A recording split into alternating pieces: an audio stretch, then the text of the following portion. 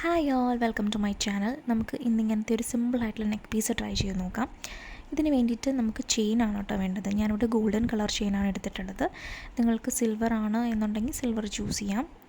ഇത് വന്നിട്ട് ഓഫ്ലൈനിലും അതുപോലെ തന്നെ ഓൺലൈൻ സ്റ്റോറിലൊക്കെ ഈസിലി അവൈലബിൾ ആയിട്ടുണ്ട്. റേറ്റും അത്യാവശ്യം അഫോർഡബിളാണ്.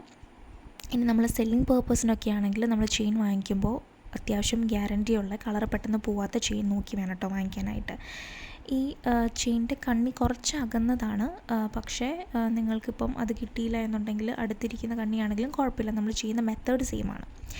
ഇനി നമുക്ക് ആദ്യം ചെയ്യേണ്ടത് ഈ ചെയിൻ എടുത്തതിന് ശേഷം കട്ടർ വെച്ചിട്ട് ചെറിയ ചെറിയ പീസസ് ആയിട്ട് ഈ ചെയിനെ കട്ട് ചെയ്യുക എന്നുള്ളതാണ്. മെഷർമെൻറ്റ് നമുക്ക് നമ്മുടെ നെക്കിൻ്റെ ലെങ്ത്ത് അല്ലെങ്കിൽ നമ്മുടെ കസ്റ്റമറിൻ്റെ നെക്കിൻ്റെ ലെങ്ത്ത് അനുസരിച്ചാണ് കട്ട് ചെയ്തെടുക്കേണ്ടത്. ഞാനിപ്പോൾ ഇവിടെ ഒരു എക്സാമ്പിൾ പറയാനായിട്ട് ഒരു 13 അല്ലെങ്കിൽ ഒരു 14 കണ്ണി വെച്ചിട്ടാണ് കട്ട് ചെയ്തെടുത്തിരിക്കുന്നത്.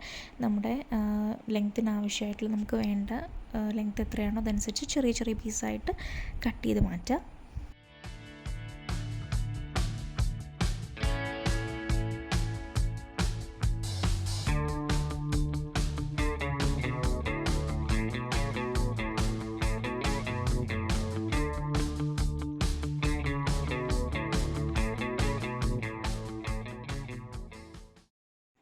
ഇങ്ങനെ ഓരോ ചെറിയ ചെറിയ പീസായിട്ട് കട്ട് ചെയ്ത് മാറ്റിയതിന് ശേഷം നമുക്ക് അടുത്തതായിട്ട് വേണ്ടത് ക്രിസ്റ്റൽ ബീഡ്സ് ആണ് കേട്ടോ. ഇപ്പോൾ ബീഡ്സ് എന്ന് പറയുമ്പം നമുക്ക് ഇപ്പം ഞാനിവിടെ എടുത്തിരുന്നത് 6mm ബീഡ്സ് ആണ്. നിങ്ങൾക്ക് അതിനേക്കാളും ചെറിയ സൈസ് മതിയെങ്കിൽ അത് ചൂസ് ചെയ്യാം. 4mm അല്ലെങ്കിൽ 3mmൻ്റെ ബീഡ്സ് മതിയെങ്കിൽ അങ്ങനെ ചൂസ് ചെയ്യാം. ബ്ലാക്ക് കളറാണ് ഞാനിവിടെ എടുത്തിരിക്കുന്നത്. നമുക്ക് പല കളറിലും ഓപ്ഷൻസ് അവൈലബിൾ ആയിട്ടുണ്ടല്ലോ, അപ്പം ഇഷ്ടമുള്ള കളർ യൂസ് ചെയ്യാം. ഇതിന് ശേഷം വേണ്ട അടുത്ത മെറ്റീരിയൽ എന്ന് പറഞ്ഞിട്ടുണ്ടെങ്കിൽ കോപ്പർ വയറാണ്. 0.4mmൻ്റെ കോപ്പർ വയർ നമുക്കിതിന് വേണ്ടിയിട്ട് ആവശ്യമുണ്ട്.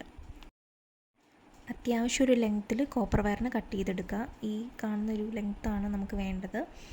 ഗോൾഡൻ കളറാണ് ഞാനിവിടെ ചൂസ് ചെയ്തിരിക്കുന്നത്. നമുക്ക് ഇപ്പം ഗോൾഡൻ കളർ ചെയിൻ ആയതുകൊണ്ട് ഗോൾഡൻ കോപ്പർ വയർ എടുക്കുക. അതിനുശേഷം നമ്മൾ ചെയ്യേണ്ട മെത്തേഡ് എന്താണെന്ന് വെച്ചിട്ടുണ്ടെങ്കിൽ ഈ ഒരു കോപ്പർ വയറിലോട്ട് നമ്മൾ കട്ട് ചെയ്ത് വെച്ചിരിക്കുന്ന ചെയിൻ്റെ ഒരു പീസ് ആഡ് ചെയ്യുക. അതിനുശേഷം ഒരു ക്രിസ്റ്റൽ ബീഡ് ആഡ് ചെയ്യുക.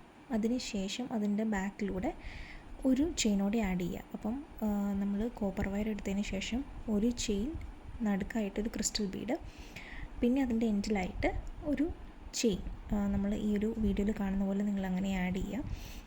എന്നിട്ട് സെൻറ്ററിലോട്ട് കൊണ്ടുവരിക. ഇനി നമ്മൾ ചെയ്യേണ്ടത് ഒരു എൻഡിലുള്ള കോപ്പർ വയറിനെ നമ്മുടെ ബീഡിൻ്റെ ഉള്ളിൽ കൂടെ ആ ഹോളിൽ കൂടെ അപ്പുറത്തെത്തിക്കുക എന്നുള്ളതാണ്. രണ്ട് വശത്തും നമ്മൾ ചെയ്യണം. ആദ്യം ഒരു എൻഡിനെ നമ്മൾ ഹോളിൽ കൂടെ കടത്തി, ബീഡിൻ്റെ ഹോളിൽ കൂടെ കടത്തി നല്ലപോലെ വലിച്ച് ടൈറ്റ് ചെയ്യുകയാണ്. നമ്മളിവിടെ ടൈറ്റ് ചെയ്തില്ല എന്നുണ്ടെങ്കിൽ അത് ലൂസായി പോകും. അതുകൊണ്ട് നല്ലപോലെ പ്ലയർ വെച്ചിട്ട് അപ്പുറത്തെ എൻഡിലെത്തിയിരിക്കുന്ന കോപ്പർ വയറിൻ്റെ എൻഡിനെ നല്ലപോലെ ടൈറ്റ് ചെയ്യണം. അതുപോലെ തന്നെ അപ്പുറത്തെ വശത്തുള്ള നമ്മുടെ കോപ്പർ വയറിൻ്റെ എൻഡിനെയും ഇതുപോലെ തന്നെ ബീഡിൻ്റെ ഹോളിൽ കൂടെ കടത്തിയിട്ട് നമ്മൾ പ്ലയറും കൊണ്ട് വലിച്ചിട്ട് നല്ലപോലെ ടൈറ്റ് ചെയ്ത് അവിടെ ലോക്കായിട്ടിരിക്കണം. അത് ലൂസായി പോയിട്ടുണ്ടെങ്കിൽ നമുക്ക് വൃത്തി ഉണ്ടാവില്ല കാണാനായിട്ട്. അത് നല്ലപോലെ ലോക്കായിട്ട് ടൈറ്റായിട്ടിരിക്കണം. അപ്പോൾ നിങ്ങൾക്കത് ആദ്യം ചെയ്യുമ്പോൾ ടൈറ്റ് ആവാനായിട്ട് കുറച്ച് പാടായിരിക്കും, പക്ഷെ നമ്മളിങ്ങനെ ചെയ്ത് വരുമ്പം ഈസി ആയിട്ട് കിട്ടും. മെത്തേഡ് മാത്രം ഒന്ന് ഓർത്തിരുന്നാൽ മതി. ബാക്കിയുള്ള എൻഡിനെ നമ്മൾ കട്ടർ വെച്ചിട്ട് കട്ട് ചെയ്ത് കളയാണ്. ഒരു പ്രാവശ്യം കൂടി ഇതെങ്ങനെയാണ് ചെയ്യണമെന്ന് നോക്കാം. നമ്മളൊരു കോപ്പർ വയർ എടുത്തു, ലെങ്തിനനുസരിച്ചൊരു കോപ്പർ വയർ എടുത്തു, ചെയിനിൻ്റെ ഒരു പീസ് ആഡ് ചെയ്തു, ക്രിസ്റ്റൽ ബീഡ് ആഡ് ചെയ്തു. അതിനുശേഷം വീണ്ടും ഒരു ചെയിനോടെ ആഡ് ചെയ്യുവാണ്. അതിനുശേഷം നമ്മൾ ഒരു എൻഡിൻ്റെ കോപ്പർ വയറിൻ്റെ ഒരു എൻഡിനെ നമ്മൾ ബീഡിൻ്റെ ഉള്ളിൽ ഓപ്പോസിറ്റ് ഡയറക്ഷനിലോട്ട് എടുത്തിട്ട് പ്ലയർ കൊണ്ട് വലിച്ച് ടൈറ്റ് ചെയ്യുന്നു. അതുപോലെ തന്നെ അപ്പുറത്തെ സൈഡിലുള്ള കോപ്പർ വയറിൻ്റെ എൻഡിനെ നമ്മുടെ ബീഡിൻ്റെ ഉള്ളിൽ കൂടെ കടത്തിയിട്ട് പ്ലയർ കൊണ്ട് വലിച്ച് ടൈറ്റ് ചെയ്യുകയാണ്. ഈ ഒരു മെത്തേഡാണ്. അപ്പോൾ നമുക്ക് ആദ്യം ചെയ്യുമ്പം കറക്റ്റ് ആവണമെന്നില്ല, അത് ലൂസായിട്ടിരിക്കും. പക്ഷെ നമ്മൾ നല്ലപോലെ ടൈറ്റ് ചെയ്താൽ മതി.